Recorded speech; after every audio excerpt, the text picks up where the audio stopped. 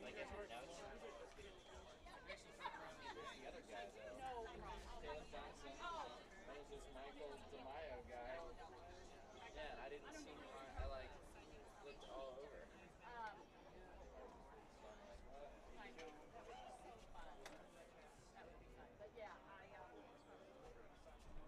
Hey.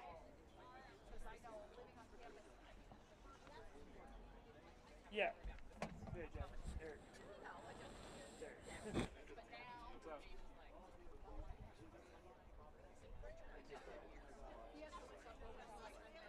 What was that? This call's not coming through very well. They let it roll over from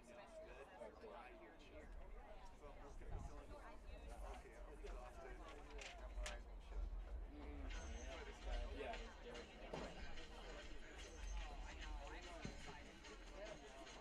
Yeah. Well, we had that. There was that one game where we were like, "Oh, this guy's not even on the roster." These are like, these things are spotty at best. These things are like always like, they see a couple of others. All right. Yeah, DeMaio. Okay, sounds good. And yeah, Devin Thrower.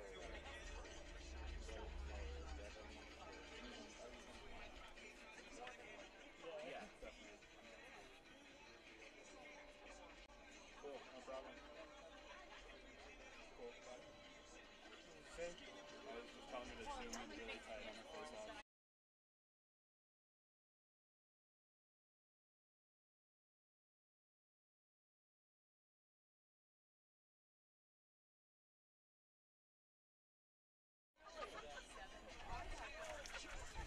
So I know Rockers, they're done. Their conference play's over. So that's their record overall. Cool. So most likely they're going to end up second. Yeah, and we'll be third. Yeah. We have to win. Depending on if we win, we have to win one of these games, and if we win both, we're for sure third.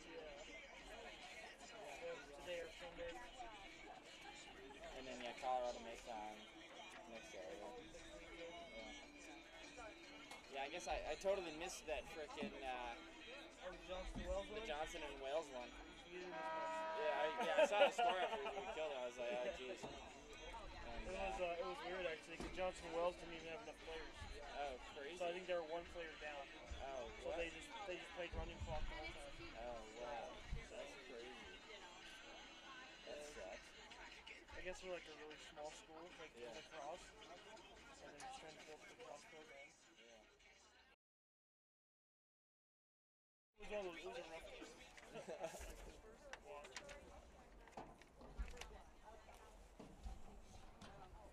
Good afternoon, ladies and gentlemen, and welcome to Dumpkin Field on the campus of Westminster College for today's game between the CSU Pueblo Thunderwolves and your Westminster Griffins. Fans, at this time, we ask that you join us to recognize the passing last week of Zeke Dumpke Jr., for whom this field is named. Zeke and the entire Dumpke family have been enormous benefactors to Westminster College, supporting athletics facilities, nursing labs, student scholarships, and the K. Dumpke Center for Civic Engagement. Please join us in honoring Zeke Dumpke Jr. with a moment of silence.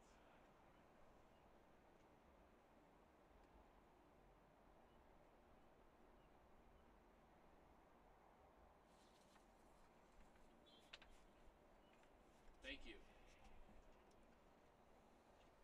Now, would you please rise or remain standing for the playing of our national anthem?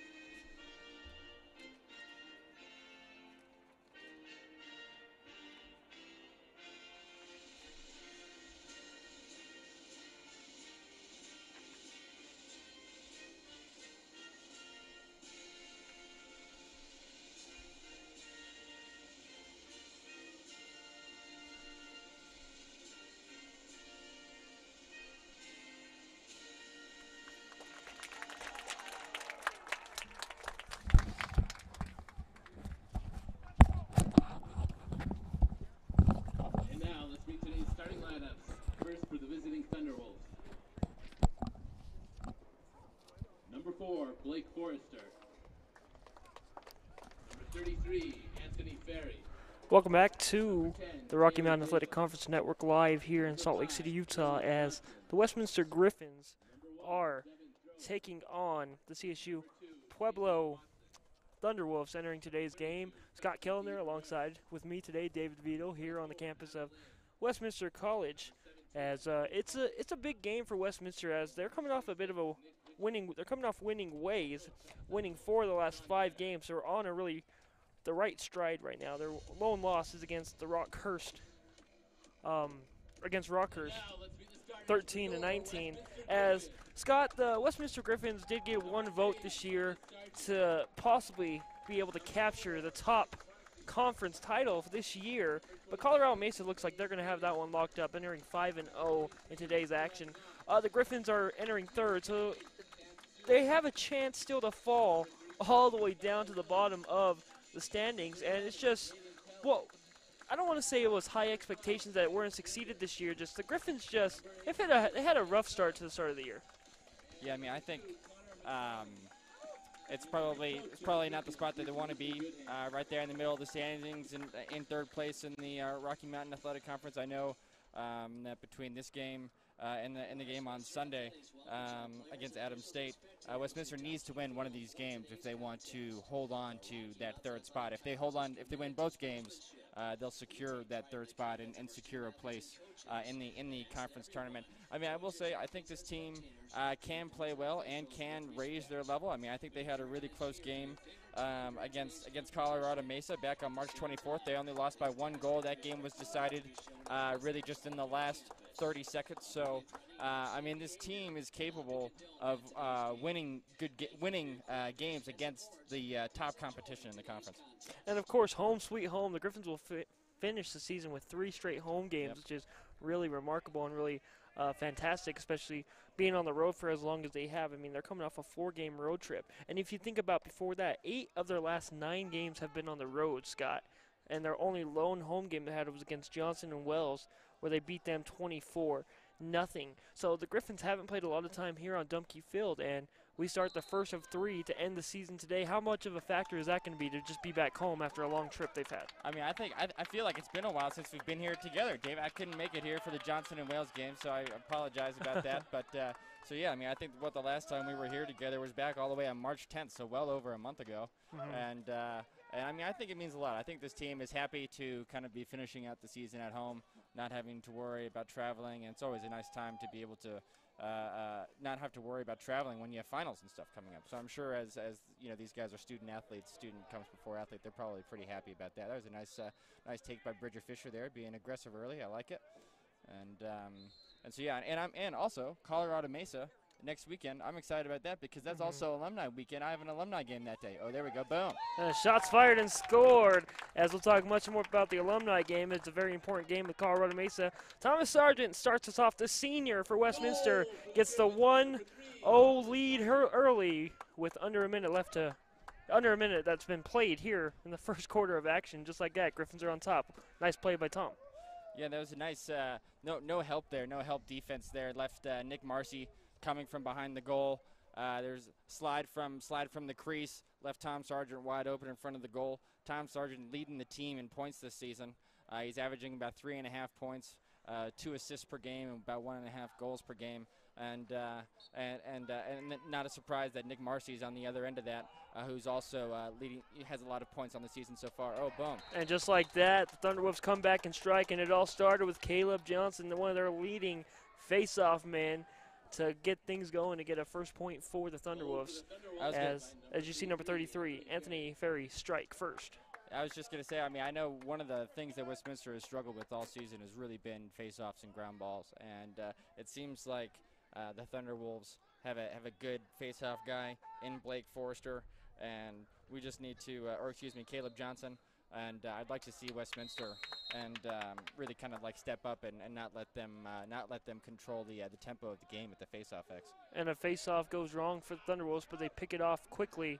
As you see Johnson running across midfield with ease after a turnover by Westminster. One thing about Westminster this year is turnovers has been a problem, as Thunderwolves trying to capitalize on the turnover, and they can't. Picked up by Westminster, as that's Chance Butler who picks that one up and crosses midfield with ease. He's still got possession with it. He's going to try to find an open teammate underneath, and what a save in the cage by the Thunderwolves goalkeeper. And that is Nick Richards with a huge save. And how Griffins thought they had an easy goal there. Yeah, that was a great save there by the goalkeeper. And a little tic-tac-toe, that should be a goal every time. So great job by the Thunderwolves defense as they have not tried to get an opportunity here, but they won't. They'll turn it over into the net of Pelly. Brendan Pelly, that is, for Westminster.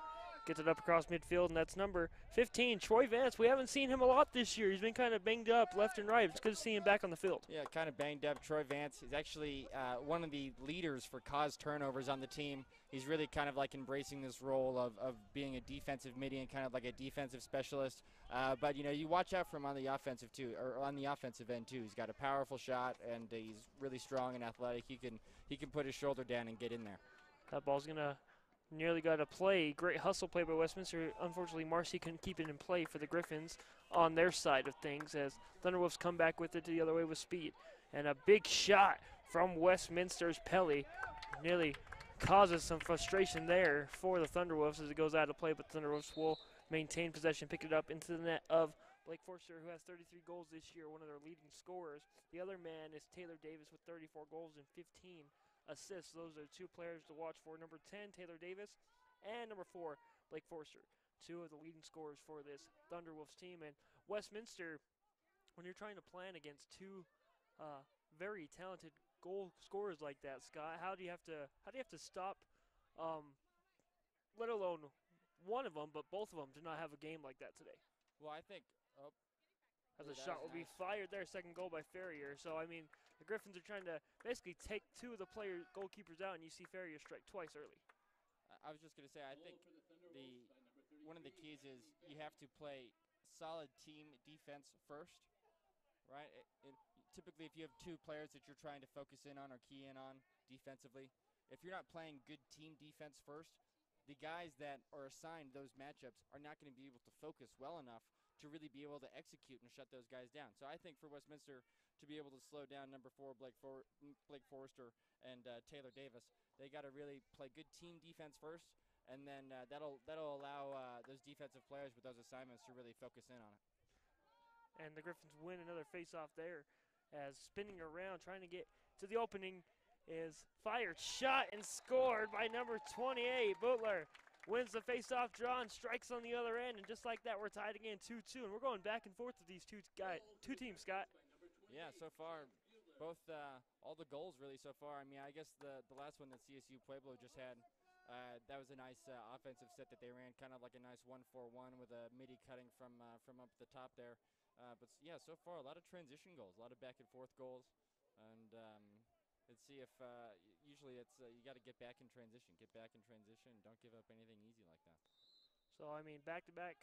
Well, we're going goal each side. Yeah. So no team has scored back-to-back goals yet, but we've seen 4 straight goals combined by these two teams very quickly. We didn't mention the starting goalkeeper McFarland back in net for the Griffins today. Surprised? Well, I think Connor McFarland's kind of edged out Cannell as being the starting goalie. He's played a lot more minutes.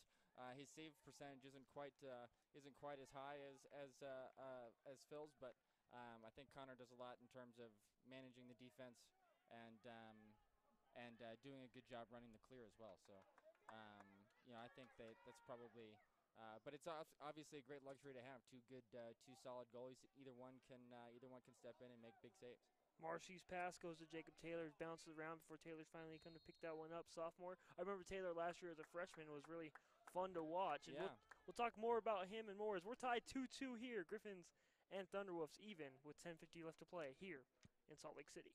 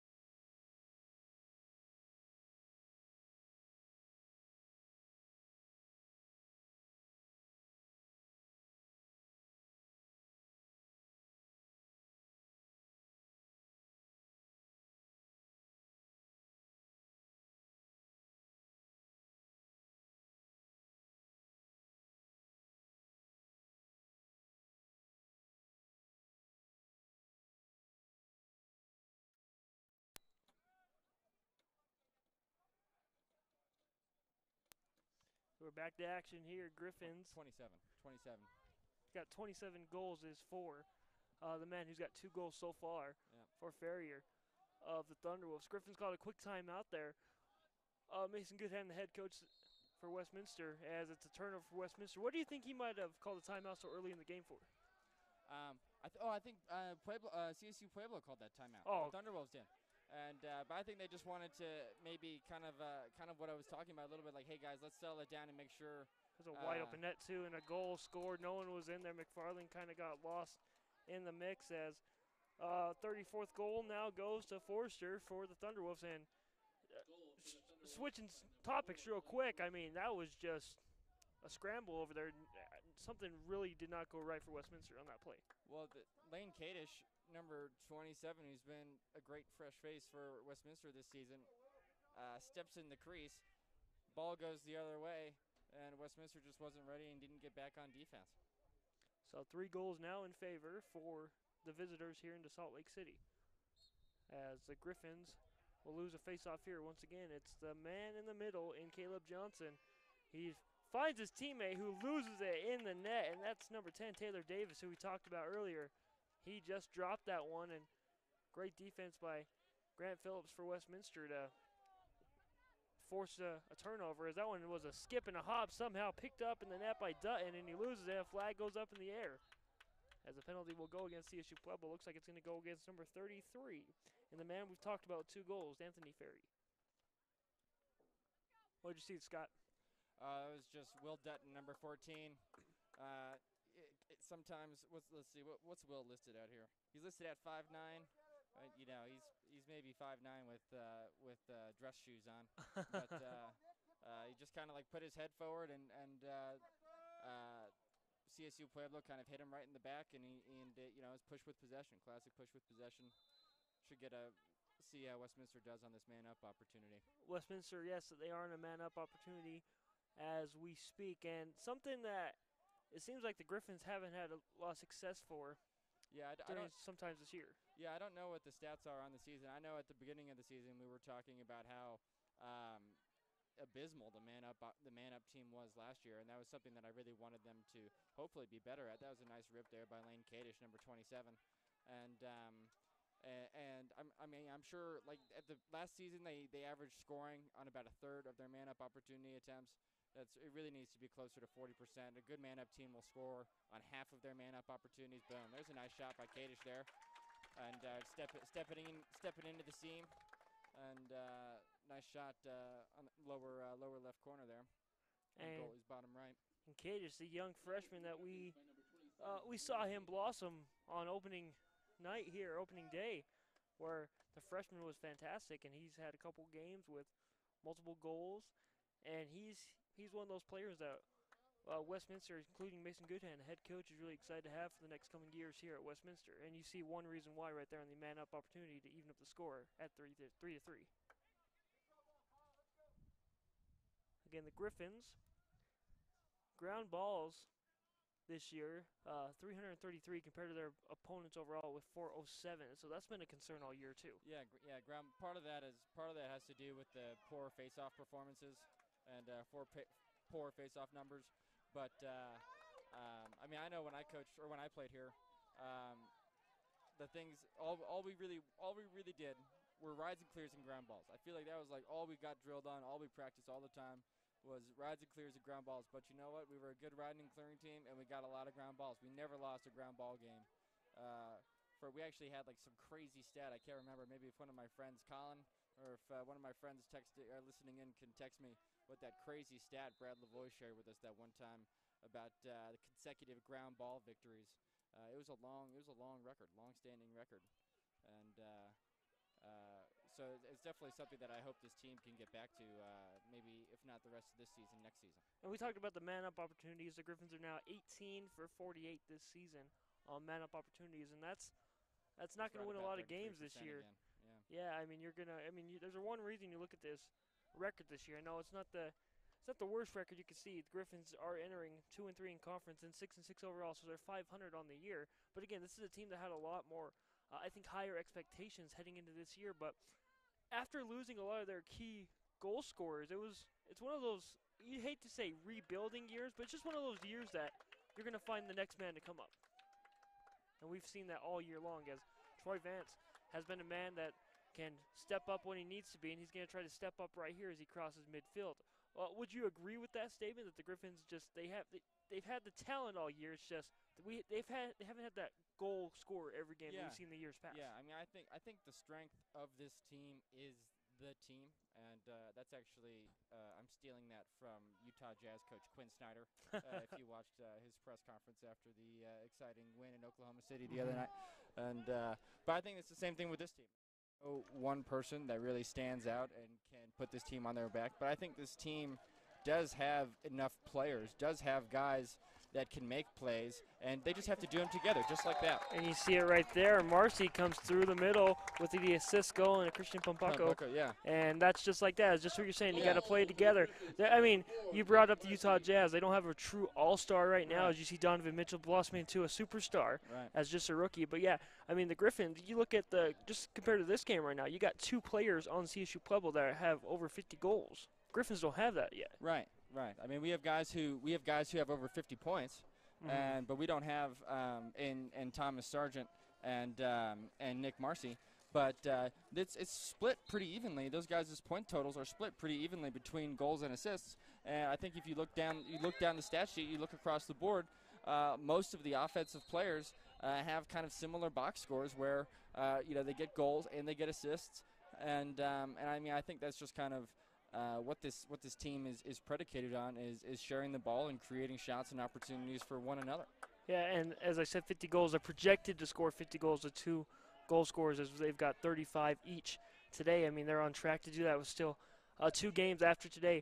Looking at Colorado Mesa, who is the top dog in men's lacrosse, they got the same schedule as Westminster. They're going to be playing CSU, Adams State, and then coming here to end the year. So the Griffins and Colorado Mesa will both play the same teams before meeting each other on the season finale before the postseason play is in action. Of course, the Griffins got to do their job here today or Sunday to even clinch a spot in the postseason this year, which is kind of crazy to think as a shot fired and no goal as a huge shot, and there will be a penalty against Westminster. Will Dutton will be the one who came through flying in the air almost, to say the least, and kind of laid the smackdown right there on number 10, Taylor Davis, and he went down pretty hard there.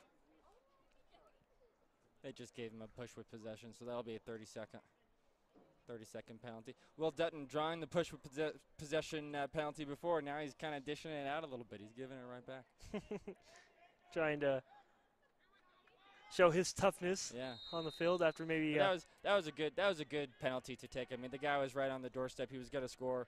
I think from a coach's perspective, you'll take that penalty all day. It's almost like instead of giving a wide open layup, in basketball, And shot fired and saved by McFarland. It's still on the ground. McFarland's kept it in his net, floor on the ground, and you see CSU Pueblo had a player fall down to the ground. The penalty did not go in their favor this time, and Westminster Vance has got it on the left side of the field. He's going in through the middle. He has an opening. He'll shift back and hang tight and reset the offense. He can kind of kill some more time, and he does.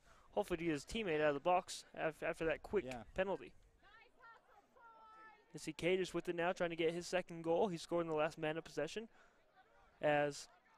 What a great pass to Vance, and Vance gets tangled up. He's still in there. Shot fired and saved in the cage. Great job once again in the net for Nick Richards, as now their speed going the other way. CSU Pueblo shoots, fires, and that one goes just wide off the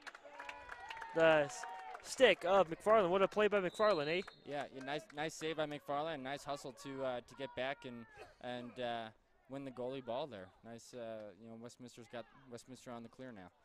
As you see, back to McFarland and back behind his cage. Kind of a full court, full field press as McFarland wants a penalty. And sometimes when a goalie comes out like that, though, he's out of his area and he's part of the play now. Oh yeah. One of my best friends and teammates, Gene Sexsmith, who was an aggressive attackman on the right and on offense, loved it when goalies came out of the crease because they don't wear elbow pads. No elbow pads. He would just hack on those elbows. He loved it. It's probably one of his favorite things that happened to him while he was riding. So obviously a lot of Westminster fans were kind of saying, and then even McFarland does, but Yeah. McFarland knows he's trying to kind of get the referees like, hey, maybe next time, right? Maybe next time. Trying to play with them, saying, hey, come on. I'm a goalie, right? It's kind of like when a quarterback gets hit in football and he's out of the pocket still and he throws, he gets that little bump, and they look at the official saying, hey, come on, where's the penalty? That's all McFarland was calling for right there. Yeah. You might as well. You might as well try, right? There's no harm in trying. As the officials, I think they knew either way they wasn't going to give a penalty out right there unless it was a big blow. And obviously, I think when you see Westminster get a penalty for something similar like that, it's not.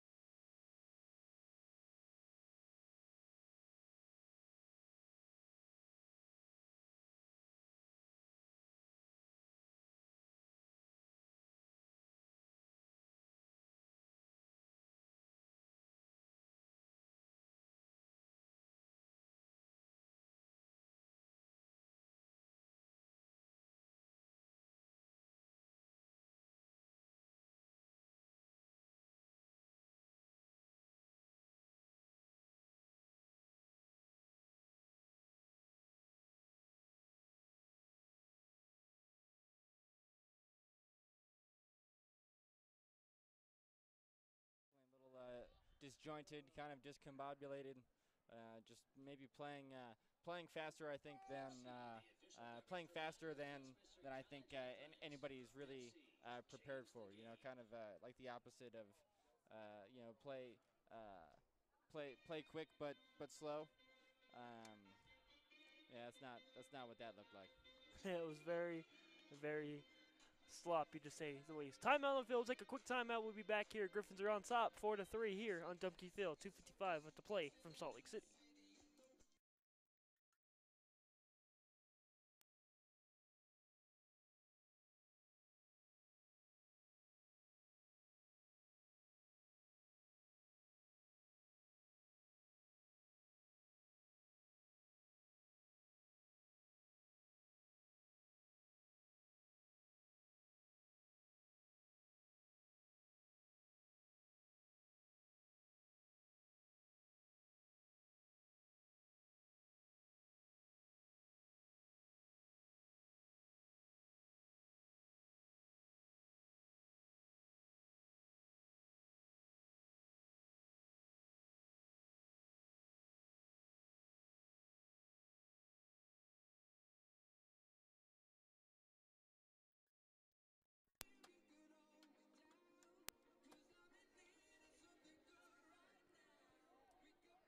Griffins on top by 1. Timeout was on the play by CSU as they will start the offense back up. And the sun's starting to shine here on the field now as it's kind of been cloudy a little bit today, but it's been this whole week here in Utah has been really actually pretty nice. Spring might actually be here, Scott.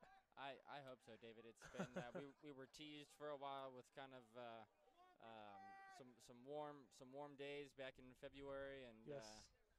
And so I've been ready for this for a while. I hope it stays. Great defense by Westminster. They pick it up with Vance. Give all the credit right there to Will Dutton, though, who poked that one away so Vance can get it over to Sarge. Sarge fires, and that one's going to go wide. And Griffins will maintain possession there, and that's defense leads to offense, and the Griffins are trying to capitalize on it right here. Dutton, the kid's he's playing really, really well so far today. He's kind of all over the place. Yeah, I like it. Yeah, he's been taking a couple shots. He took a penalty for the team that really saved something. He's been playing great defense on the other end, and he's caused a few turnovers today for Westminster. This one's Marcy, gets it back up top, and they're going to get up to Jacob Taylor. Jacob Taylor, once again, sophomore, stands about 6 foot tall on the field, as that's what he's listed on our stat sheet and rosters here today, as Fisher can't get a good look as he gets it over to Cadish. Cadish now going back around, trying to reset it back behind Sarge. Sarge had somebody in the middle and just great defense. That was poked away by Parker Lloyd. As that one just goes high and the Griffins have to reset again. Griffins just being very patient here. Cool. Nothing too easy. And then when they get out of their patience, they lose it like that. Luckily, the Griffins maintain possession. Yeah, you always got to be careful. Oh, nice. Oh. There's a swing around, won't go in. Nope. Almost. Sarge definitely had his man beat there. It's too bad he couldn't convert that. But yeah, always got to be careful throwing a skip pass. Westminster tried to get a couple of skip passes through there and kind of feed the crease or throw it across. And nice job by CSU Pueblo getting their sticks on those. So That'll be white McFarland ball. again, just kind of playing out of his cage, kind of. Okay, he's I don't want to say he's lost out there, but he's had a couple moments that maybe might be questionable. Well, I think Westminster was running a 10-man ride. I think they pulled Connor out of the cage to run a 10-man ride, and then that was actually a shot. That was actually a shot attempt that we saw lobbed at the goal there. Yeah. And that's why it's CSU ball, because I was a little confused, but then when I saw Connor out of the goal, that makes sense why that ball was kind of lobbed. Yeah, that was. I mean, no, we're not trying to say Connor's having a bad game because he's actually playing really well. As it's a turnover, Jacob Taylor steals it away. Great job. Connor's actually playing really well compared to the last few times we've seen him in the net for Westminster. As Taylor fires and shoots it just wide. And you said he's got his job back. McFarland does. And there's a reason why he's playing today. I like that shot there by Jacob Taylor, and just being really aggressive. Here's Kadish. Kadish gets over to Sarge. Sarge has to go and pick that one up as it bounces on the ground with about 10 seconds left to play here. Flinders has got it now. He's got Taylor on the right, but Flinders is going to pull it back out, and we're probably not going to get a shot here unless it's going to be from deep from Flinders, and he's going to have to fire it away, and he won't even get a shot off. Westminster will go into the break with a 1-goal lead. Just kind of playing it safe there, Scott, at the end? I don't know if is that Chase or Cole? I get him mixed up. So it's the Flinders twins. That was I Cole. get him mixed up all the time. Yeah, it was Cole. Cole's not the pole. That's how I try to remember. Anyway, but yeah, I'm not sure if Cole didn't realize how much time wasn't left on the clock or what. But yeah, it didn't seem like that was the plan. Whatever just happened. Quarter number 1's in the books. We'll be back here in 90 seconds live on the RMAC Network. Griffins are on top, 4-3 on Dumke Field.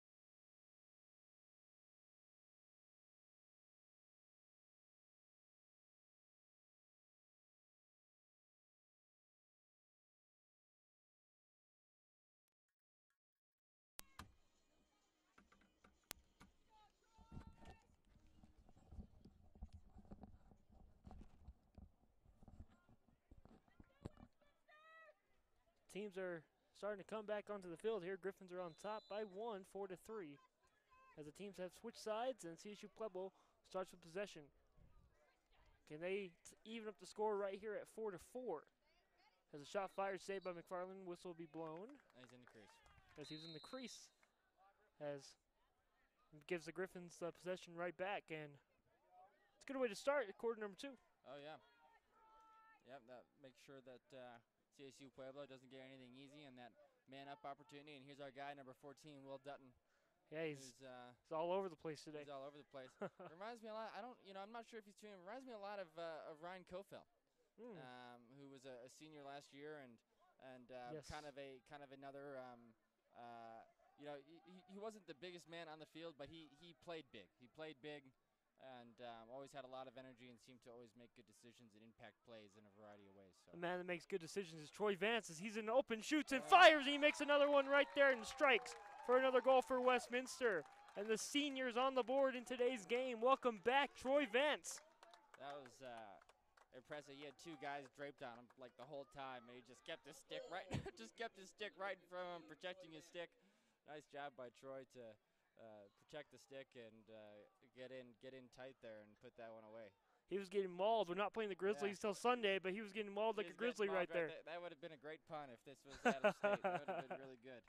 We'll remember that one for Sunday. We'll pull that one out. Yeah, that was great. Good job. And the Thunderwolves, they attack any way they can, Yeah. and I mean they bite their way to try to stop you from finishing, and just couldn't get the bite to finish right there. Yeah. But instead, he got mauled like a Grizzly that we'll be seeing on Sunday. So the Griffins win a face-off here. Griffins doing a much better job on the face-offs in today's action, as the only one time they've really have been burned, you can say, on a face-off is when it was like face-off one and goes to the start of the game and they scored. Now the Griffins get their largest lead of the game by 2 right now, as Fisher's got possession now, swings it back over to Marcy. Marcy going to come up around a pick from Fisher, as couldn't get by there, gets it back to Cage. Cage is the fantastic freshman with possession right now. Gets it to Fisher. Fisher swings it back up top to Marcy. Excuse me, Jacob Taylor up top. Marcy's down near the crease. This is Blake Gross, number 44. Oh, he curled back and dropped it. He picks it back up. First time we see him on the field today in quarter number 2, and he's been a big X factor for the Griffins all year long as well. He's another one of the he and Lane Kadish, both fresh faces that have had big impact so far this season. Oh, nice look. And Sarge fires and hits the top shelf for a goal for Westminster. And the lead is doubled 6-3 in favor of Westminster as the balloon goes high to the sky after that goal here in Salt Lake. Yeah, look at that. So the balloon's heading up and out of here. Yeah. It's, as of course, before the start of the game, we did learn of the passing of Zeke Dumke Jr., who the field is in honor to, one of the members of the Dumke family. So very sad to hear a member of the Westminster family pass away this weekend. And even in the world, you know, this whole week there's been a lot of celebrity big names. Barbara Bush, former First Lady, and husband and son was President of the United States. Really remarkable to see that. In the wrestling community, Bruno Sammartinez, a big wrestler in the early 60s and 70s. He passed away. So it's just been a crazy week. We had, if you're an electronic music fan or an electronic EDM fan, Avicii passed away today. That was kind of a bummer. The age of 28. At the age of 28. That was, and that was music that I listened to when I was in college here. So that was disappointing. So it's just been one of those weeks of in the world as that happens. Going back to Zeke Dumke, I had some classes with his grandson Mitch. Oh wow! And who was a great kid and really enjoyed the time that I spent with him in class. And he's always been very active on campus. He's helped with various fundraising projects and scholarships. And his family, you know, it wasn't just Zeke who has donated time and money and has been a big benefactor of the college. It's been the entire Dumke family. So thoughts and prayers go out to them and those who loved Zeke. As a great save comes in once again. Shot was just a bit too flashy, I guess you might say. That was just a great shot by Velasco. And again, yeah, our thoughts are with the families of the Dumke family for the passing of, once again, Zeke Dumke Jr. this week. So today's game's obviously honored by him. They gave him a moment of silence for today's game, and it's a great story about his about Mitch Dumke that you had for us, Scott. So we appreciate that story. As again, this is it's a great field that, you know, the women's and men's lacrosse team plays on this field. We'll also do the women's and men's soccer teams here in the fall. So this field has been nothing but great over the years for players like you, for all the alumni that are going to be here next week, and for all the current and future players that are going to be playing on this field. Yeah, I always felt very blessed to have. Not only is this a great field, but all of our athletic facilities, between the locker room, the training room and facilities, and the weight facilities are all really great. And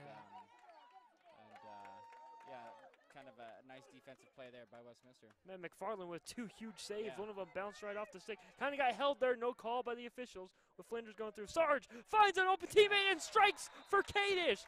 Oh, what a play. Flinders to Sarge to Kadish. The tic-tac-toe connect for a goal for Westminster.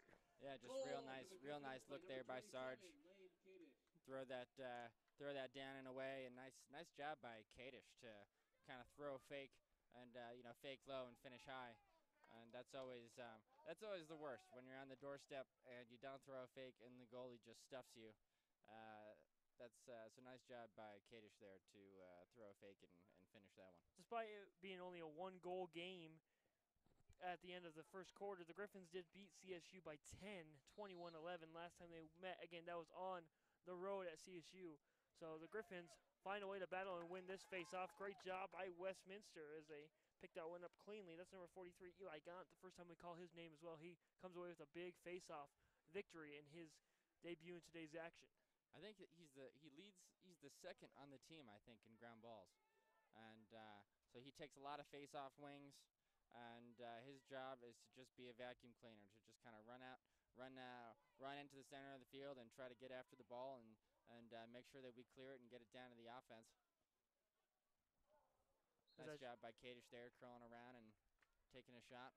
It'll stay in possession of Westminster. Yeah. Looking to trying to add out another goal here. The Griffins are starting to find their stride here in quarter number 2 as they lead 7-3.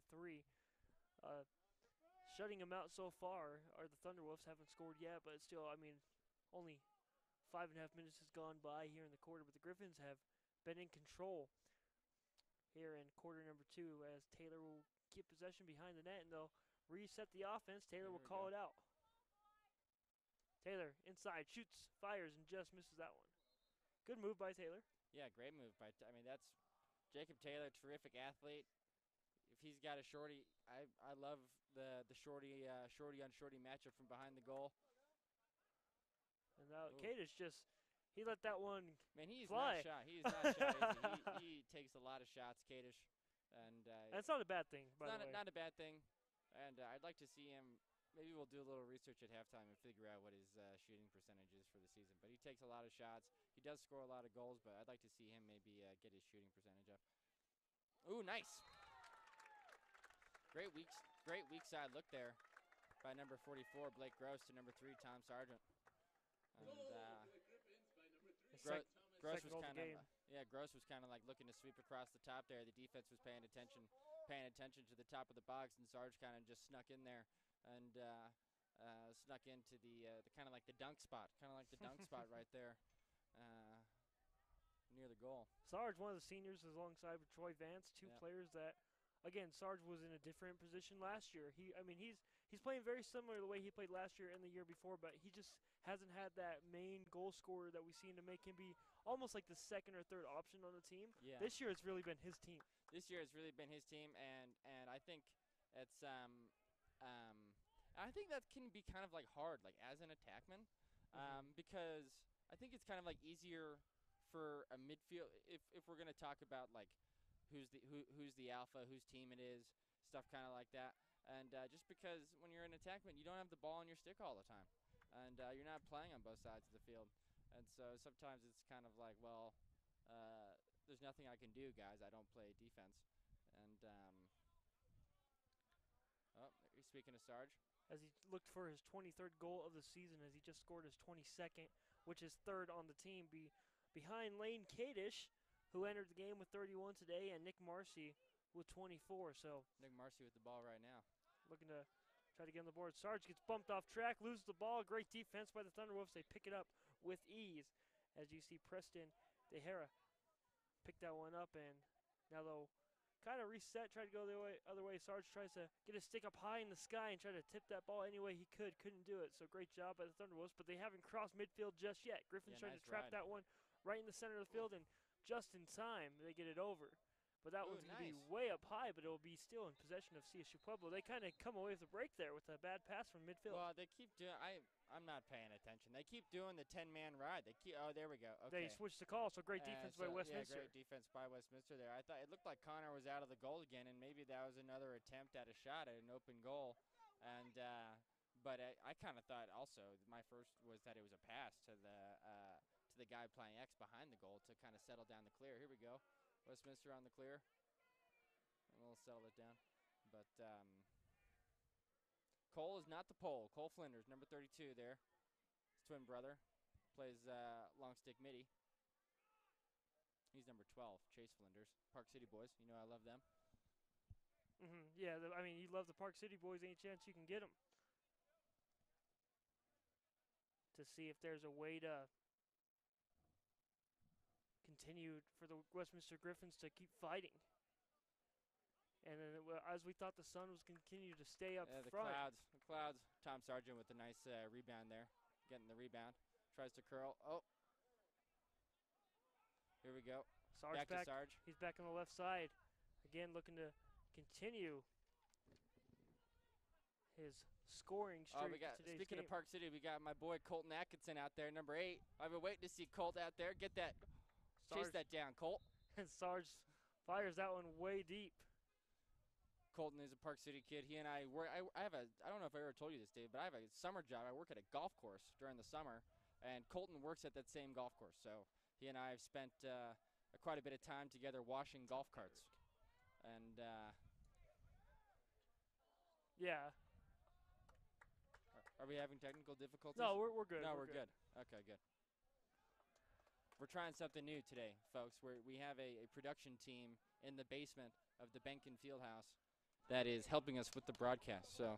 So we do apologize if it's a little bit. We do apologize if. So things sounds like it might be just a little bit low. The volume is so. Yeah, so we try to be. I try to be as loud as I can. I just don't like to hurt Scott's ears when I'm up here yelling. I grew up with two-stroke motorcycles and loud cars and stuff. So my ears will be okay. Please go back to your story. Golf course and stuff. Oh, well, I was just happy to see Colton out there. He's a great kid. He hasn't played a lot this year. I was hoping that he and I talk about it sometimes. I was hoping that I was going to see him out here at some point, so I was just happy to see him out there. Troy Vance just sees that one bounce up, and that'll be a turnover against Westminster. Just kind of misjudged it at all. I mean, it's okay. I mean, this is what's going to happen when you haven't played in a couple, every single game this year. It's kind of like a little bit rusty, but he hasn't looked too rusty today. That's probably the first time we've seen him rusty. It might be the word. Yeah, right. As again, Troy Vance started in only 4 games this year. Ooh. Has a great job by Connor. Gets it up. Yep. Cross to Erza Schofield. Gets over to Fisher. Fisher bounces that one. Tries to get over to his teammate number 8. That's Colin Atkinson, who you just talked about. He makes a nice move. Yeah. Faked one way, goes right. Has his teammate Marcy on the left. Instead, he'll give it to Fisher, who saved in the cage. What a block by Richards. That's a good look there, though, Colt. I don't think you can hear me, but. Yeah, we pulled some of the starting attacks. So Sarge is out. Colton's in for Sarge. And Bridger Fisher usually gets a lot of midfield time. He's down in for Kadish. So Marcy, the only starting attackman, still on the field right now. Goodman mixing it up for sure. Yeah. We got good hand correction.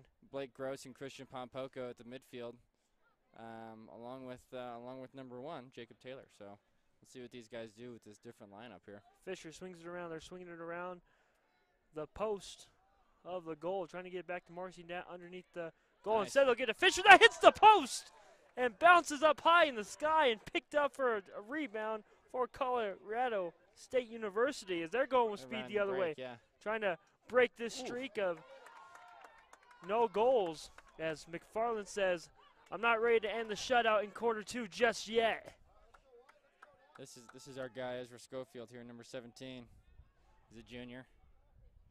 Really athletic. Oh, number 5. Gets it back into the hands of Westminster. Brad Belasco, number 5. I like that. Atkinson tried to take a shot. Good save again by Richards. Richards is actually having a good game. Yeah, that was a good shot by Colton there. McFarland. As a shot will be fired again. McFarland saves it again off the stick. Nice, Connor. And again, I might have gave him a little bit too much flack to start the game, but, you know, kind of confusion where he's been at, but he's been near perfect all in this quarter, though. Yeah, a couple of big saves by both the goalies right there. Yeah, Richards and McFarland are the goalkeepers. Westminster, Connor McFarland, one of the seniors of this team. On the other side, you see number 26, Nick Richards, the junior from Henderson, Nevada. Of course, you were out in Nevada. One reason why you missed one of the games, huh? Enjoyed it out there. Oh yeah, that was great. If you guys have, he's down there every month. He's gonna be back there pretty soon here in April. I think like around the 20 or this weekend. I think. So you're trying to tell people to go see him, right? Go see him, or if you haven't seen Hamilton yet, go see Hamilton. I had the chance to go see Hamilton last week, and I loved it. I thought it was terrific. And you're having a time of your life, aren't you? Well, I'm in my 20s. I don't know. Roaring 20s. I like it. I like it. You're in the prime years, right? That's right. Shot fired, saved by McFarland again. Man, some great saves from Connor. McFarland. Yeah, playing really well. And CM, his initials, having a great job. Gets it up to Vance. Vance is all along the left side. He scored earlier. He can go right to the net, I should say. As a shot fired and scored, spins around. Donovan Mitchell style for a goal. Yeah. Boy, he really just put his shoulder down and laid out. I don't know who that was. If that was number 3, Matzik, or who that was, but somebody was trying to get his way, and he didn't slow down one bit. Of course, if you're a Utah Jazz fan, you see Donovan Mitchell do something similar to that against Paul George in Game 2. Boy, some of those spin moves that Donovan had were terrific. I frickin' love Donovan Mitchell. He's like, oh boy, he is terrific. Man, he's a superstar in the making.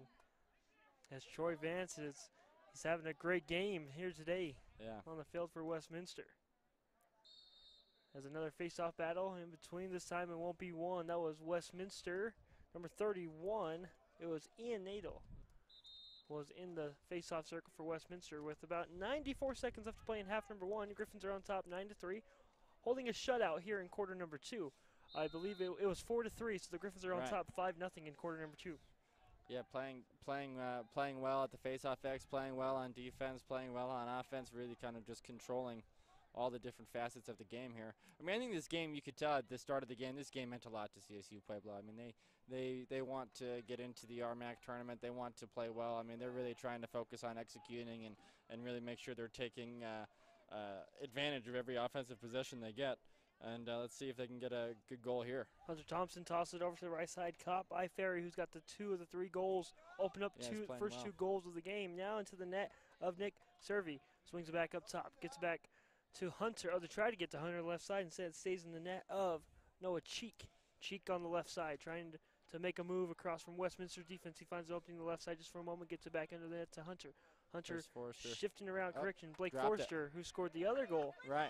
He's the guy to watch out for. And then we got Chase Flinders with the ground ball on the clear here. And Flinders, he kind of made he might have made not a mistake, just kind of didn't know the time situation to end quarter number 1. So he knows now that I think the coach might have told him, like, hey, let's get a good shot when the clock's winding down. They're going to try to get one right here with Marcy. Marcy goes in, shifting and trying to find a way to get off the pesky defenders all around. Shot fired from Fisher, just misses it. Get it, Colt. Yeah, Colt. Atkinson up in the air, trying to find it with the ball still on the ground. 7 seconds there. Griffins had an opportunity. Shot fired and scores. Fisher couldn't pick it up, but the Griffins find a way with Blake Gross firing that one in. Nice, great effort by, I mean, if you couldn't tell from my shouting his name, great effort there by Colton Atkinson, number 8, to kind of chase that down and fight the goalie for the ground ball, for the loose ball there, and have the awareness to keep his head up and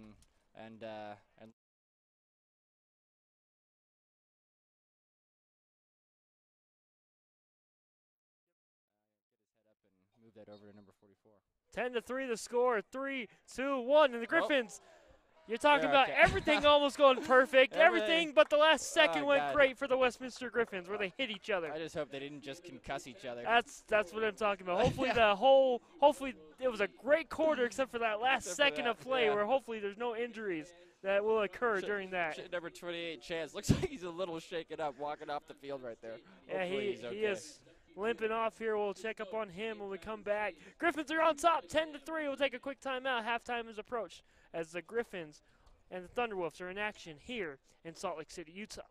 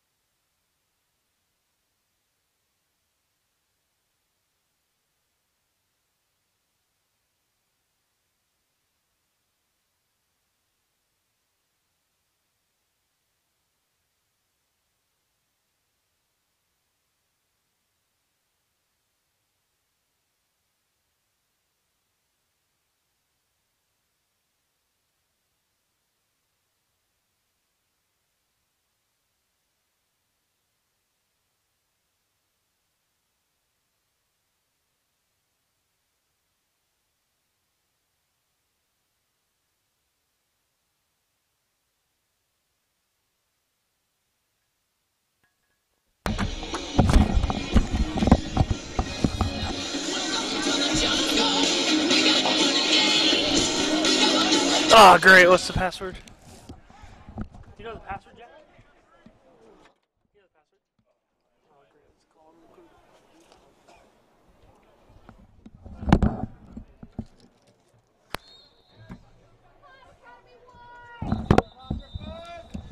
Second half of action underway here as the Griffins had a great second quarter, dominated, shut out the Thunderwolves as they lead 10-3 here on Dumke Field. Welcome back to the second half. Scott Killner alongside with me, David Vito, back together once again. As we haven't had a lot of games this year, Scott, together, it feels like, because this is the way the schedule's been. But we get the final three back here at home, and this is a great way to start the final three of the homestand. Yeah, definitely. Westminster's up 10-3 after a good first half. Nice plays by number 8, Colton Atkinson, Bridger Fisher. Nice game so far by Kadish and Sargent. And kind of, I guess you could say, the usual suspects for Westminster playing well so far today. Ooh, that was a real nice look there by Bridger Fisher, number 26, curling around the goal across the crease there to number 4, Nick Marcy. And a little quick stick finish there by Marcy. Nice job. Great job by Marcy as he's the second leading goal scorer on this team, behind Lane Kadish. Freshman leading the team. I don't know. I mean, we have to look at the history of Westminster, but I don't think a freshman's ever led the team for a whole season in scoring. I think probably my buddy Gene Sexsmith did. I think my buddy Gene Sexsmith back in the club days when he was a freshman. I'm trying to think who else was on that team, who was a senior on that team. That was when the Larkins were seniors. That was when Zach Kessler was a senior. Who else was a senior on that team? I don't think we had like any real big offensive guys. I mean, Josh Condis was a sophomore, and so it was possible that Josh Condis led the team in scoring. But my buddy Gene, he scored a lot of goals, and so I don't know. If somebody's out there, wants to fact check me and shoot me a text, that'd be great. Again, I mean, it's just so rare to see that. I wouldn't be surprised if it has happened, and if you're right, that's fantastic. Kadish could be the first person since then to have that happen, which would be a great for him. But I mean, Marcy's starting to catch up to him now, though. Yeah, I mean, these guys. It's nice to have two attackmen that really feed off one another, and I mean, both those guys. Kadish has a lot more goals than he does assists, but Marcy is pretty well balanced, I feel like, between goals and assists. As down goes Westminster's own, that was number 14, Dutton, who's been Dutton, he's been all over. Down, up, in the air, wherever you want to be. Wherever you need him, he's been there tonight. Here's our boy Troy. Troy Vance again. He's got the nod back in the starting lineup once again as he's played in he hasn't played a lot of minutes this year, but it's due to some injuries that have occurred throughout the year. But it's been a rough year for the senior. But now he's having a great game here though today. And a turnover. Cole Flinders just nearly turned it over. That was great defense. Getting trail checked. Adam Lang was the one for CSU to bump Flinders off track. Can the Griffins get back-to-back goals to open up quarter number 3, leading 11-3 now? Sarge with possession. Sees a cutter, shot fired and scored! It's my guy, Colton Atkinson. Man, Colton playing really. I feel like this is the first game Colton's played in, and he's having a terrific game. I'm so happy for him. Park City boy strikes again. Love it. All over the field. Park City love. We got a little bit of Park City bias next to me. Yeah, it's hard not to love it. And I work with him at the golf course. Yeah, I know him on a personal level, pretty well. So I'm happy to see him doing well. We can look at some first half stats here too, in a moment. As great job by Colton Atkinson to strike there for Westminster. And just like that, Scott, the Griffins are up 9. Yeah, up 9, 12-3. Been an interesting game because, I mean, when we started, CSU really dominated the faceoffs as they win a faceoff here. But just really, after those first 2 goals, the Griffins kind of tightened down.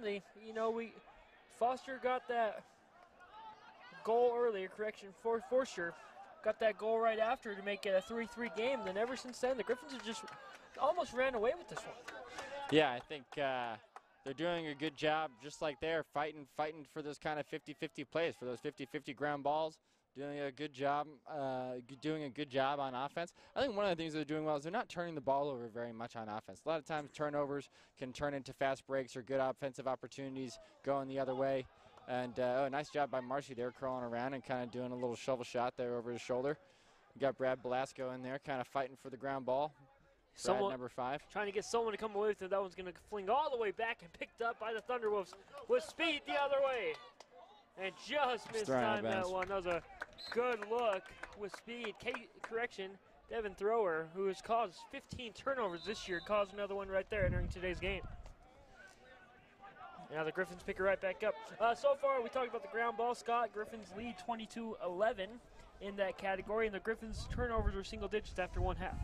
I mean, that shows you right there why Westminster's really kind of blowing the doors off of this one. It's just the ground ball. If somebody's doubling you up on ground balls, that's going to be. I mean, it's just like rebounding. It's just like rebounding in basketball. If a team is out rebounding you by double the amount, that's a lot more offensive possessions for those teams. So we bring up basketball so much. Yeah. As a shot almost fired, great save and defense by CSU Pueblo. Number 14, Parker Lloyd, was the one to poke that one away to get back in possession of their goalkeeper, Nick Richards. How similar is this game? I feel like it's so similar. I mean, I think in terms of body positioning on defense, in terms of two-man plays like pick and roll, in terms of things like transition, getting back on defense, things like fast breaks. There are a lot of commonalities between the two games, and really the only difference is, I feel like, is in basketball you can't go behind the net, and so I feel like that's probably the biggest difference between the two, and obviously. We don't, lacrosse, you don't dribble and you wear a helmet and you use this, weird stick with a basket on the end of it. But, in terms of the motion and a lot of the plays and footwork and things like that, it's very similar. I just don't think a lot of people understand how similar this game really is, because we do talk about there's a lot of pick and rolls that come in here. There's, you got that backcourt kind of violation you can get if you don't get the ball across. I mean. And then, instead of offsides, no offsides in basketball. But, I mean, it's an all-around team game, too. I mean, you have to have – not one person can win you this game like you can in basketball. As a shot fired from Marcy, hits the net, rebound back for Westminster. Gross fires that one way up high and just misses that one wide again. But, yeah, it's crazy. It's remarkable how similar these games really are. Right. Yeah, I think it's I think playing lacrosse, I mean, I was never a great basketball player.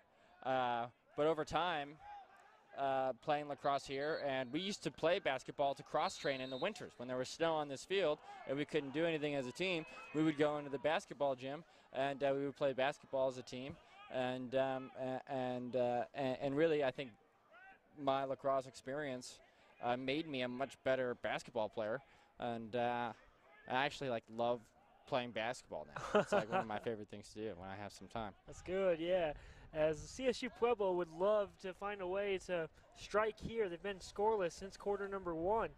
Griffin's defense has been very, very good in one sense and great in another, because it's been one of those games that defense has been really good or really great.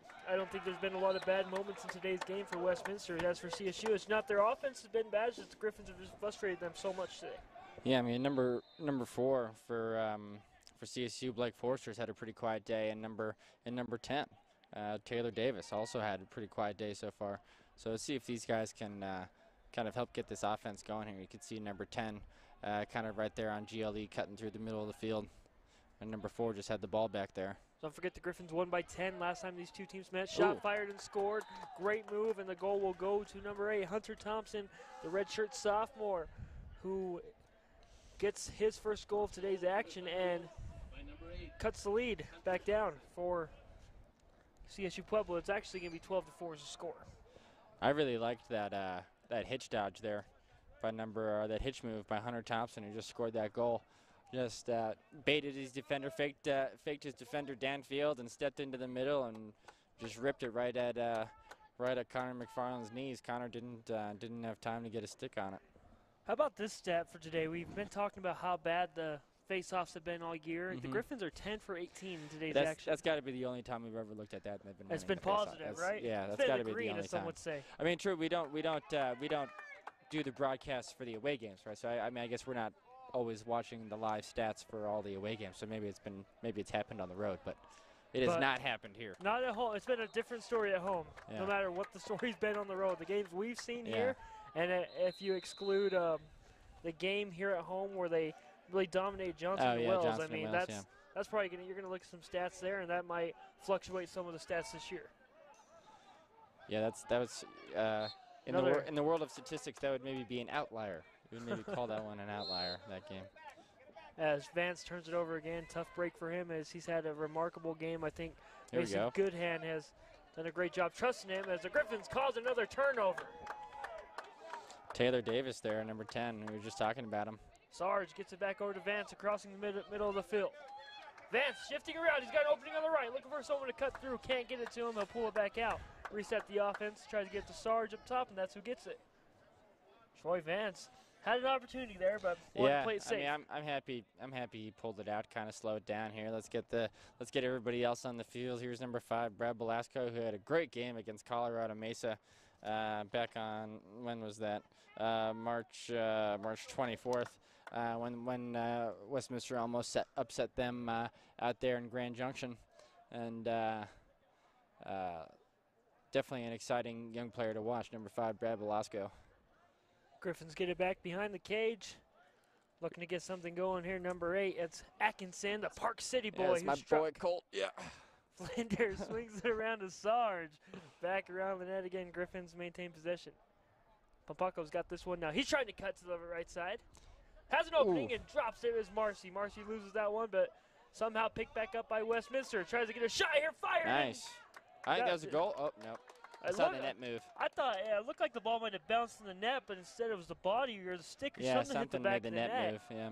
I mean, if we had instant replay and we were able to zoom in there, we might get a better. Which might happen. I mean, right? If Eric's going to be producing this stuff down in the secret room in the Benkin Fieldhouse or whatever, maybe we can start queuing up replays here. Yeah, get some stuff because for you folks at home. Great to see. I mean, because I don't know. I think that one might have hit the back of the net somehow. I think so too. I mean, it's.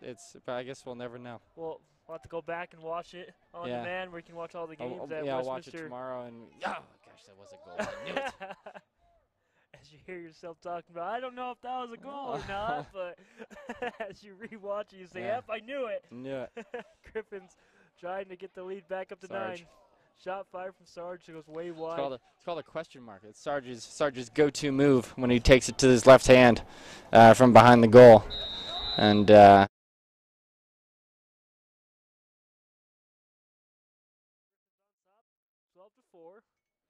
Finally, the Thunderwolves can do it again. Oh no! Find a way to strike here in the second half. So in the first 2 quarters of each half, the Thunderwolves have scored 4 goals. That's actually a pretty tough play for defenders by Harrison Nythers to just like tap the ball. Ooh. And how about Sarge hits the top net for the third goal of the day. It's a hat trick in hockey as Sarge fires again. 13-4 the score. Great job by Westminster. I think Flinders got the assist on it. I mean, that was Harrison Nye really set that whole play up. Number 16, who is back on defense, who just made sure that CSU Pueblo didn't get the over and back call. Nice job by Harrison to just tip it over, and not have the prevent the turnover from happening. Like Happy Gilmore said, just tap it. Just tap it. He tapped it over. Yeah, he tapped it over. Nice and easy. And we didn't get a Bob Barker fight after the tap. That would have been more exciting. I think. I kind of wish. Griffins on top by 9, 13-4 the score. Sun's back out. Sun went away for a moment, but it's back out again. Here's Harrison Nye, that same pole there with the ground ball. Harrison Nye comes away with that. We got a goalie switch for Westminster. Westminster. We got Sean. Sean Edwards out of Juan Diego. Was he a junior? How old Sean Sophomore. now? Sophomore. I coached with Sean at True Lacrosse. Sean is the goalie coach for a club team that I help coach for sometimes, and gone on some tournaments and coached in Vegas, and up at the Park City Shoe Up. Vance Nobody's picking up wide Vance. open and just fires that one away. That is like one of my favorite moments as a midfielder when I come down, when I bring the ball down in transition, and all of a sudden nobody picks me up as I'm stepping in towards the goal. And it's just like the seas part, and you're like, oh yeah, time and room, baby. And which is funny because you practice time and room shots a lot when you practice shooting, and like in proportionate amount, because the number of time and room shots you typically get in a game. Oh, that should be a Taylor got pushed and no whistle blown. No whistle. Jacob Taylor now going back to no fires, and that goes wide.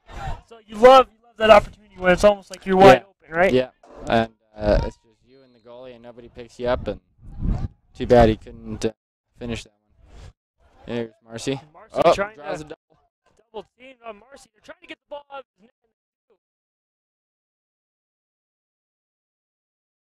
Despite the double team coming over and frustrating Marcy, Marcy just wasn't ready for it. Westminster, I think this non-goalie, they're taking the opportunity to kind of rotate in some more guys. We got Sean Edwards in goal, getting some goalie minutes. My boy Colton here, he's got the ball. Tried to go. Hasn't had a lot of time. Tried to nice go ground ball. 5-hole there, but yeah. they bounce off. Griffins fire and score! Nice. Marcy climbing up. I like that. The most goals scored this year for Westminster. Kadish better watch out because Marcy's on fire. I mean, Kadish came out of the game part of the way through the second quarter. Oh, no, he's back on. Kadish is on right now. But, yeah, Kadish took a break there for a while. And, we got the whole starting attack line in there. So Kadish, again, he's got 31 goals this year entering today's game. Marcy had 24 entering today, as we'll do some math for everyone at home as we'll try to get some of the stats here for Westminster for the goals scored in today's game here in just a few. But the Griffins are just having a great time today on the field. They're playing good, playing as a team, and everything's going according to plan. That was kind of fun. We just had 3 poles at the face-off X there, and Lane Kadish with the ball now. So Nick Marcy has 3 goals today. Correct myself, Thomas Sargent actually has 4 goals. So he already hit the hat trick earlier. So he's got 4 goals in today's game. So Sarge, who's 3rd, behind Kadish, who has 2 goals today as well. So Marcy 1 goal ahead of Kadish today. Just trying to trim down that it's almost like lead. it's almost like a competition within the competition now. Yes. It's almost like I think that's something important to any athlete. And again, you care more about the team's success, but these individual stuff that Kadish is trying to fight for, being another freshman to lead the team in scoring, is something that's very special, I think, to him. Yeah, I think any time you have the opportunity to lead a team in a scoring title, I think that's especially when you've been a scorer your whole career like Lane has. How about Dutton. How about the pace of the game here in the third quarter? Seems like the pace is going a little bit faster. I mean, not a lot of goals in the back of the net except for There's right Belasco. there. That's my boy that I was talking about. Seen Brad Belasco rip one there from 15 yards. I think the pace has picked up. I was texting with my friend Blake Brunner, who unfortunately had an ACL injury in the fall. Oh, yeah. And who's a senior and is a great player. He would have been a big part of this team this year, and I was so sad or upset for him. Great defender. And when he had that ACL injury, and I was texting with him earlier what it was like at practice this week, and he was just saying that they were focusing on really these guys. Hey, they only got a couple of weeks left together. They really only have this week and the next week, and then it's conference tournament time, and but they don't know if they're in the conference tournament yet. So at the most, they know they only have 2 weeks together, 2 weeks left together, and really just trying to focus on playing faster at practice, getting into their offensive sets faster and attacking faster, and really kind of just getting back to the fundamentals: good stick skills, ground balls, being physical, and so I definitely kind of feel that. What Blake was saying is I think the pace has picked up for Westminster, and it's been a point of emphasis this week. Shot fired. That was going to go past Edwards. That'd be a goal for CSU Pueblo.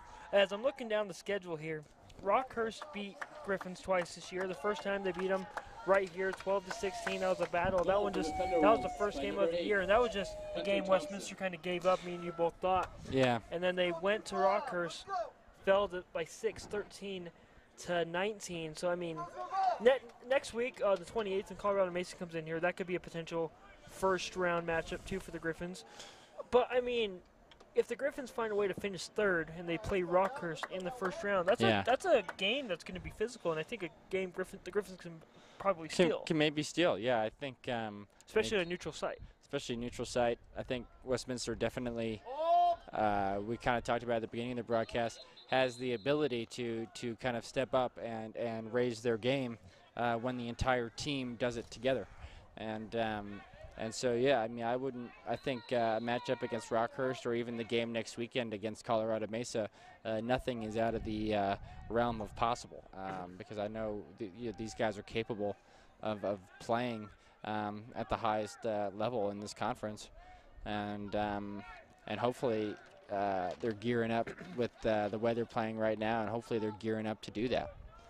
Noah Cheeks with possession now, swings back up top for the Thunderwolves, who will reset back into the net of Nick Servey. Swings it over to the right side, looking to get something going here. That's Weston Barchich, who swings it back behind the cage. Back into back into Servey, who's going left to right, tries to find someone through, can't do it, bumped off, his shot almost fired. Again, Edwards in the goal for Westminster, 15 seconds on the clock. Griffins on top by 10. No whistle blown, ball gets knocked out, cause turnover goes in favor of Westminster. With 10 seconds on the clock, and the Griffins get a goal to end the quarter. 3, 2, 1, shot fired, and just misses wide. And that's how we end quarter number 3. Griffins on top by 10. 2 goals allowed by the Griffins goalkeeper. We're going to come back. We're going to hear more stories about the young kid in goal for Westminster and Shot Edwards when we come back live in the RMAC Network.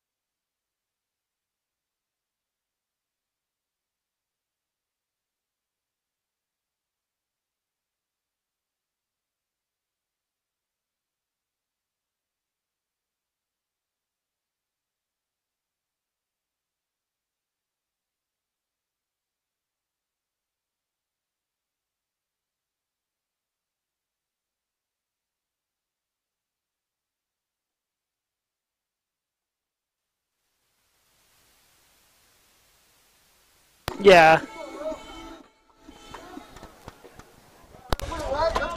We're back. 10-point game. Griffins on top against Scott Kellner, alongside with me, David Vito, on the broadcast here from Salt Lake City, Utah. Beautiful day, beautiful sun back in the forecast for us. Again, hopefully things are doing a little bit better. We had a little bit of technical stuff in the first half, but we appreciate you guys sticking with us the whole game as Griffins are on top by 10. Face-off won by Westminster, no, almost by Westminster. And it's just going to trickle out of bounds. They're going to give it to Westminster anyways. That was just an interesting sequence. Yeah. Here you go. Will Dutton has been all over the place today. Kid he's having a game. Yeah. We said his name so many times today, and he's just a hard worker at both ends. He's made some great defensive stops. Yeah. On the other side, did a penalty for his team to not allow the easy goal. As a shot fired and saved, as we got a goal.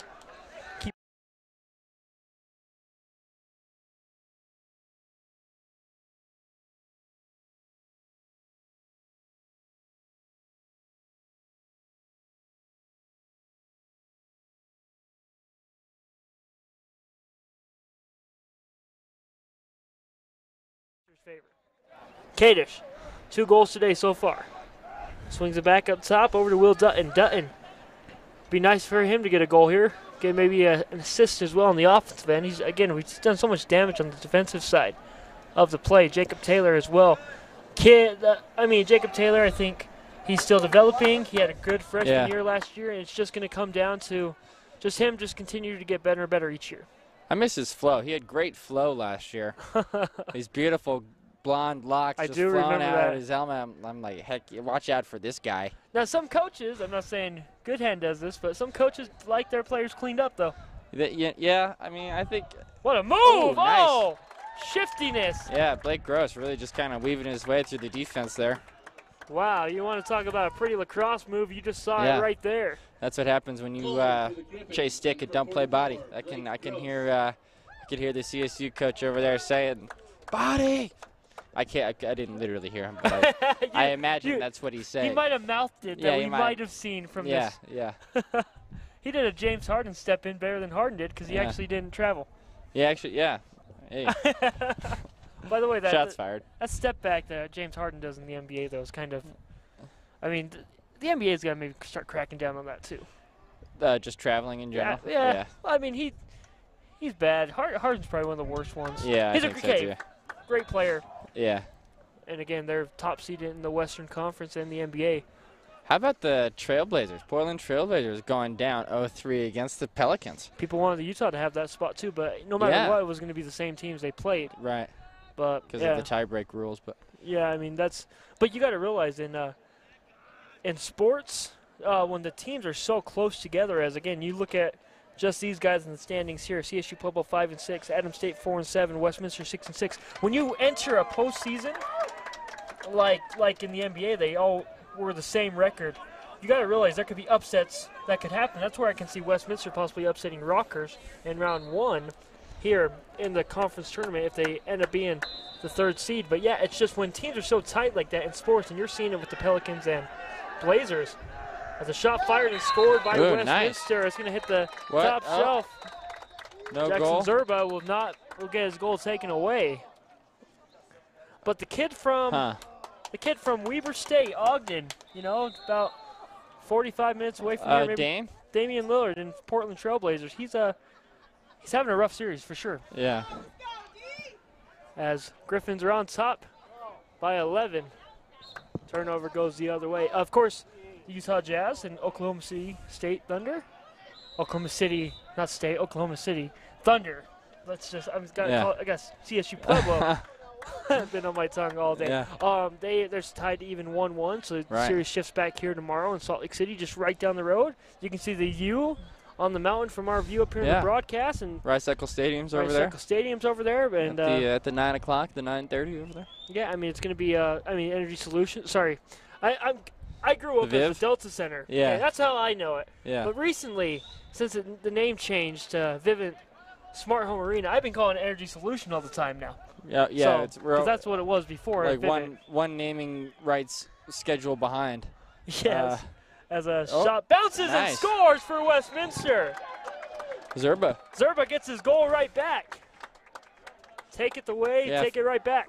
First one was waved off, but he got that one. Nice job, Zerba. Strikes there. Goal for the Griffins. Of course, Westminster, beautiful campus. You can see it all the time in our broadcast. The mountain view. I mean, the spring is almost here. Some of the snow is starting to melt up in the mountains, but you went here, Scott. I mean, this is just it's a really awesome school here at Westminster. Oh yeah, the campus is great. I mean, it's small liberal arts school, so the campus takes up about 2 blocks, 2 city blocks, and so it's compact, but it's beautiful. The architecture is beautiful. The foliage and the landscaping is really beautiful, and the views are beautiful. So it's founded in 1875, Converse Hall, and the original structure still stands. So it's pretty neat. Yeah, I mean if you've never been out here and just seen a game live, like if you always join us on the broadcast, we always appreciate you, especially if you live in the state of Utah, especially if you haven't had an opportunity to come out to see your son, nephew, grandson, brother, sister, cousins.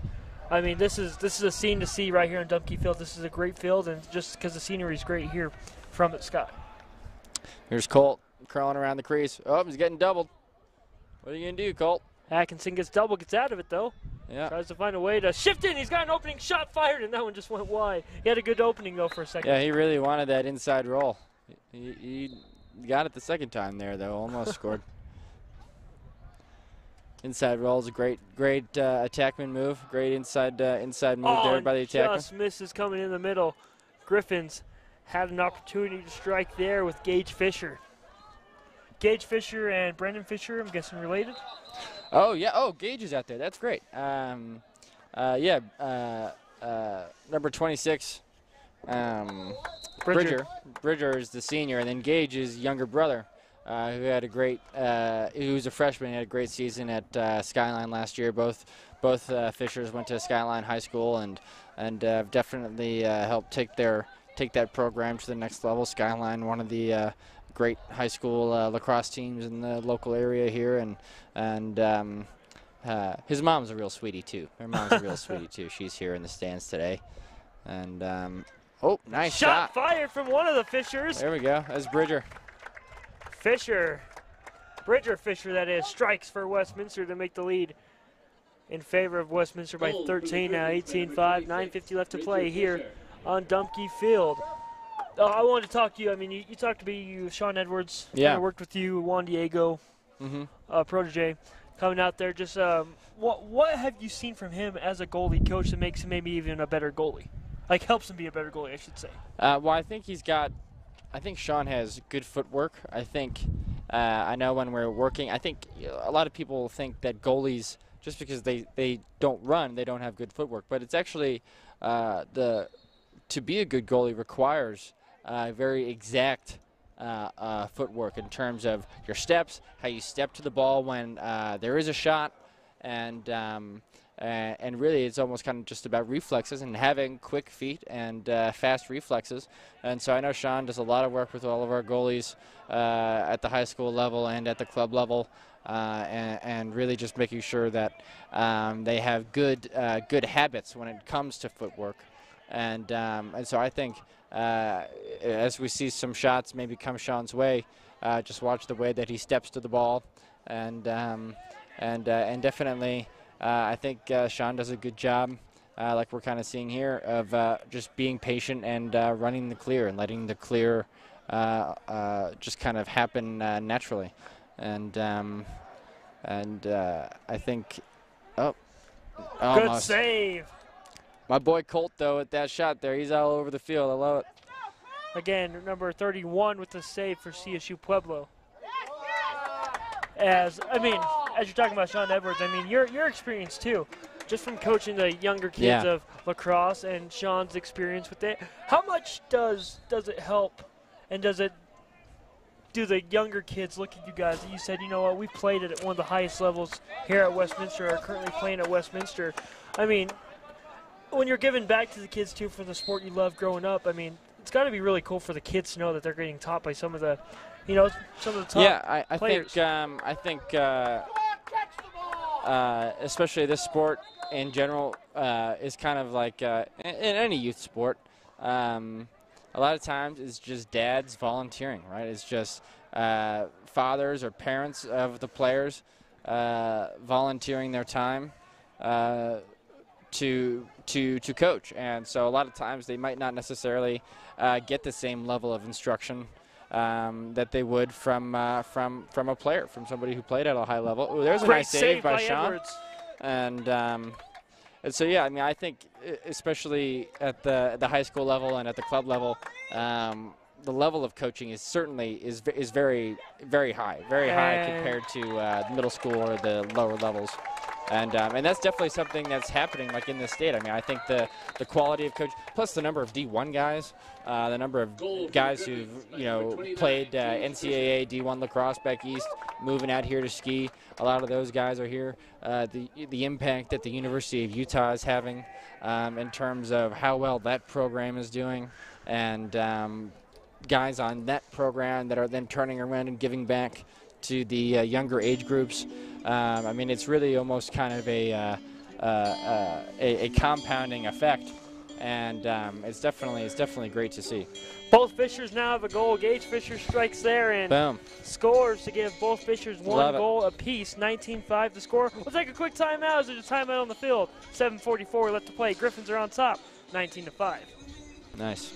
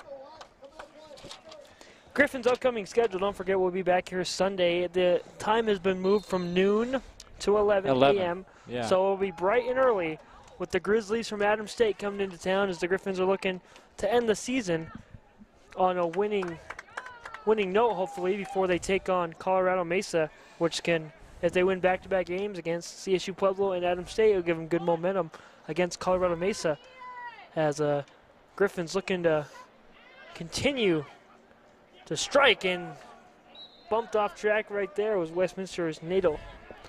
Here's the younger Fisher, Gage, number 29. Who just scored his first Just had a goal of his the game. season. Yeah, of the season, I think. I think he scored in Must have been an away game. Johnson and Wells, actually. Oh, okay. Could be wrong, though. Well, we can look at the stats. Yeah, you're probably right. I'm not right. You know, I'm probably right, I would say, 50% of the time. On Well, my, that's good. I wish I could be right 50% of the time. it's still an F Yeah. in college grading, though. Yeah. I guess that's true. So no matter if you're below 50%, I think you're as good as my guess. So, but it's been good. It's good to see. It's good to see that connection. We got Flinders. We got Fishers. Yeah, Fishers, Flinders, and Fishers. What else do we got? We got anything We else? got 2 Fs, huh? Both of them are Fs. How Yeah. interesting is that? I don't think so. I think that's the only. But I know what I played. I played with the Larkin brothers. They were twins. Yep. They were seniors when I was a freshman. They were actually over there in the stands earlier. They're still here. No, I the see them over Flinders. there. They're twins, right? The Flinders are also twins. Yep. Mm-hmm. And I can't remember which ones they are because Cole is the offensive player because Cole does not rhyme with pole. That's 'Kay. how I remember that. And then Chase is the LSM. And You mean Cole rhymes with pole? yeah, Cole. Yeah, Cole rhymes with Okay, pole. sorry. I just wanted to make sure you. And then it doesn't. And I just remember that Great save. he is not that. He is not with what he rhymes. I like it. Yeah, it's kind of weird. I don't know. No, it works for you. Yeah, Shot fired, and that was going to go over the head of Edwards. because they're like identical twins. I mean, they're. You wouldn't tell from being up here in the stands. Well, everybody looks But the same from up when here. but yeah, you've obviously sat down and seen them and met them. Yeah, So identical twins. I mean, it's crazy. You know, Crazy. it's rare. yeah. To be playing on the same college lacrosse team. I wonder how many pairs of twins there are, identical twins there are in the NCAA. You know, we need a stats and info guy. We need a stats know. and info guy bad. just We just somebody to help us. Hey, what's I would love to get all this stuff. yeah. Love to find out how many twins there are played in lacrosse. Yeah. Identical to be exact. Stats and info, where you at? That's funny. Griffins on top again, 19-5. Cole Bartnicki has played a lot of good minutes for Westminster today, defender. I mean, in a game like this, Scott, it's not called resting your starters. It's just Yeah. you really call this just Well, getting you got a experience game for the younger Sunday. kids. Yeah, you got a game Sunday, and yeah, I mean, I think this is obviously an opportunity for a lot of other guys to get playing time. We got who else do we got in there right now? We got Alex Dooley in there, number 7. He's attacking the ball right there. He's got the nice curly flow back That you there love. that I like. Yeah, that's always good to see. And so happy to see him in there. We got number 45, Cole Bartnicki, seeing him getting some time on some close D. Happy to see that. Got some freshmen on the other end. Casey Scott for CSU Pueblo's in for number 0. Number 11, Weston Barchich, another freshman in for CSU Pueblo. Still got Blake Forster in action, trying to spark the team any way he can on the field. This is Hobart Teets on the clear. As the Griffins, again, I mean, there's 3.5 minutes left to play. Griffins have a solid lead on this game as this is just a great time for Westminster to they're getting hot at the right time. I guess that's the right way to put it. Yeah, oh, nice. As that one goes way up high from Flinders. It's Cole Flinders. That's Cole, right? Because we know he doesn't have the long stick. That's right. The pole. He does not have a pole, so that must be Cole. There we go. That's another way to remember it. Cole with the ball right now, trying to cross over. Gets it back up top for Westminster. Getting bumped off track. That's Colin Atkinson, the Park City boy. Scott again, Park City, you got to rep anytime you see it up here. He's having a great game. Happy to see him playing well. Speaking of Park City, I mean, a lot of people go out there. You know, Sundance is a big thing out there in Park City. Growing up in Park City, what was it like when you would hear about everyone always talking about Park City as the place to be for Sundance and all that? I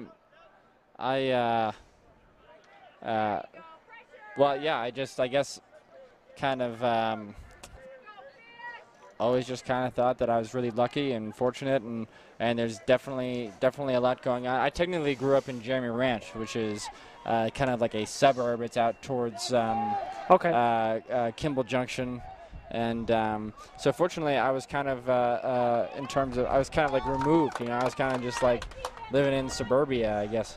And,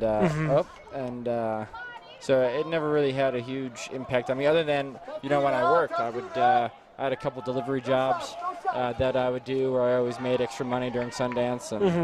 And that was always, it was always a big deal in terms of my work, but actually never got to see, you know, I saw some Sundance movies through school, but never really started seeing a lot of Sundance movies until I was in college. And would make the effort to try to get tickets to see different things. And I saw, what did I see last year? Is that going to make it over there? It's called Killer Coral, or it was a great documentary about really just the destruction of the coral reefs and the coral bleaching. Ooh, nice. Shot fired. That's from Zerba. Deep. Zerba gets back-to-back goals for himself today. Yeah. But yeah, no, Park City is just so, it's unique if you've never really been out there. Yeah. I mean, obviously a lot of people go out there for, it used to be they'd go out there and see like the Nike Mall, the outlets and everything was out there, kind of a little mini vacation spot. People would go see, obviously, the ski in the winter. It's a big time. Yeah. Sundance is obviously the biggest thing here in Utah, I think, at certain times, because all the stars come out to see all these movies, which is awesome to see. It's a great time. You know, like Utah, there's a lot of people who are outside of Utah who don't realize all the cool things that actually happen here in the state. Yeah, I think between the ski resorts and Park City being a great little mountain town and great place to visit, and then all of the national parks in southern Utah, between Zines and Bryce and Arches and I mean, we're definitely very blessed to have all these wonderful areas to recreate and live, really. So. And speaking of a state that started, was a big shot. The Westminster Vance. I think that's Troy Vance that took that. Zerba. Zerba took a big shot there. A state that's starting to come away with, known for their sports, is Las Vegas, Nevada. Oh, Vegas. How about the Golden Knights in hockey? Yeah, that's unbelievable. Swept, first team to sweep in their first season, and believe they'll play with the Sharks in round 2 now. The Las Vegas Raiders are going to be coming very soon. Yeah. I mean, Vegas is starting to trend. Imagine if the Raiders went in the first year and all of a sudden made the playoffs, made a run to the AFC Championship, and they're Las Vegas. The Raiders are my team, Dave. I don't know if I've told you that. Oh man, it's a rough life to live sometimes. But you got Chucky back. Chucky? John Gruden. Oh yeah. that's how I know John Gruden growing up. He was known as Chucky because his face. Wait, was he hired on the coaching staff? He's the head coach of the Raiders now. Really? Del Rio got fired? Yep, he fired him. No way. So John Gruden's back in the Raiders to get him ready for Las Vegas. Gosh, I'm not being as good of a Raider fan as I need to be, I guess. I didn't realize. Did this just happen? It happened over the summer. Really? Yeah, Jack Del Rio, after the season got over, they fired Del Rio. Thank you for attending today's Gosh, I had no idea. The Griffins come away with a 20-5 win here. The leading scorers of today's game: Sargent with 4 goals, Marcy with 3, Vance with 2, and Cadish with 2. Both Fishers had a goal today as well for Westminster. On the other end, the 5 goals, 2 of them went to Hunter Thompson, 2 of them to Anthony Ferry, and 1 to Blake Forster. We talked about holding the 2 top scorers, 1 goal for the 2 top scorers for CSU Pueblo today for Westminster. Taylor Davis and Blake Forrester. Neither one really got on a roll today, so nice job, Westminster. Griffins come away with a 20-5 victory today. Take of today's game, what'd you think? I think Westminster is kind of just embracing this kind of this is almost the end. We got some seniors on this team, guys like Thomas Sargent and guys like Christian Pompoko, who've, Troy Vance, good amount of seniors here. Bridger Fisher is a senior, and they don't know their time is limited, and by making it to the conference tournament, they can extend that time that they spend with one another. But I think really just embracing, these last 2 weeks together, and giving it everything they got, and I think you saw that today. Award, player of the game, you want to give it away? Oh, it's going to my boy Colton Atkinson, or number 14, Will Dutton. Will had a great game too, but Colton just coming in, not playing a whole lot this season, and having a great game on attack, scooping up ground balls, attacking the goal, making good plays in transition. Proud of you, Colton, and great job. He's probably my player of the game. First of 3 of a homestand. Griffins get victory number 1. 2 more left to go. We're back here Sunday at 11 o'clock Mountain Time. The Grizzlies from Adams State will crawl into Dumpke Field to take on the Westminster Griffins, looking for 3 straight victories before they take on the top dogs of the RMAC of Colorado Mesa. For everyone from Westminster, we appreciate all their help we have. Cameraman, producers back in the studio, we appreciate them. From everyone at Westminster, from the staff all the way across the table, we appreciate them and everyone helping out. Scott Kellner, thank you for always being here. It's always a great time to have you aboard. For Scott Kellner, I'm David Vito. We're going to say so long and good night from Salt Lake City. We'll be back 11 a.m. Adams State and the Griffins live on the RMAC Network.